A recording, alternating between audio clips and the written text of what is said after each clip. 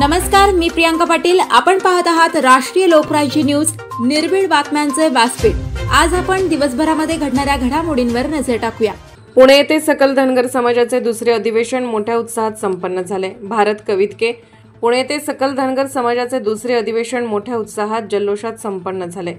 रविवार दिनांक 5 ऑक्टोबर 2025 रोजी सकाळी 10 ते सायंकाळी 6 वाजेपर्यंत पुणे येथील सावित्रीबाई फुले स्मारक, गंजपेठ, टिंबर मार्केट या ठिकाणी महाराष्ट्रातील विविध ठिकाणाहून आलेल्या समाज बांधवांच्या आणि मान्यवरांच्या उपस्थितीत दुसरे अधिवेशन पार पडले।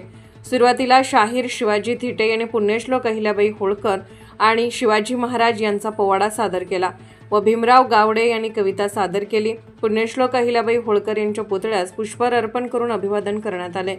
सकल धनगर समाज महाराष्ट्र राज्य यांचे समन्वयक ॲडव्होकेट विजय गोपनी यांनी आपल्या प्रास्ताविकात सांगितले की पहिले अधिवेशन फक्त आरक्षण अंमलबजावणीबाबत होते। पंढरपूर येथील उपोषण त्याचाच एक भाग होता। तर आशाताई धायगुडे मार्गदर्शन करताना म्हणाल्या की अधिवेशन खूपच कौतुकास्पद, आयोजक ही कौतुक असे। तसेच ॲडव्होकेट प्रकाश आंबेडकर यांनी सांगितले की होळकर घराण्याचा इतिहास हा राज्य करणारा इतिहास आहे। हा इतिहास समोर आणला पाहिजे।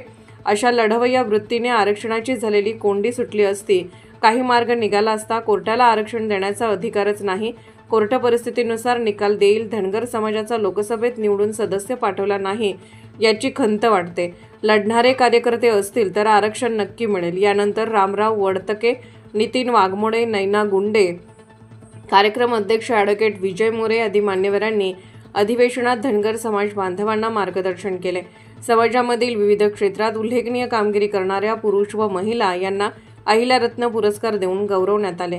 मुंबई कांदिवली येथील ज्येष्ठ पत्रकार, साहित्यिक, गीतकार, सामाजिक कार्यकर्ते भारत कवितके यांना त्यांच्या पत्रकारिता व मीडिया क्षेत्रात उल्लेखनीय कामगिरी केल्याबद्दल व्यासपीठावर उपस्थित असलेल्या मान्यवरांच्या हस्ते अहिल्यारत्न पुरस्कार देऊन सन्मानित करण्यात आले। या दुसऱ्या सत्रात मान्यवर व समाज बांधव, महिला व पुरुष यांचे समाजातील विविध विषयावर चर्चासत्र झाले।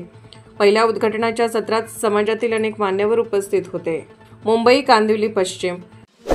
ताज्या बातम्यांसाठी आणि अपडेट्ससाठी राष्ट्रीय लोकराज्य न्यूज चॅनलला सबस्क्राईब करा, तसेच लाईक आणि शेअर करा।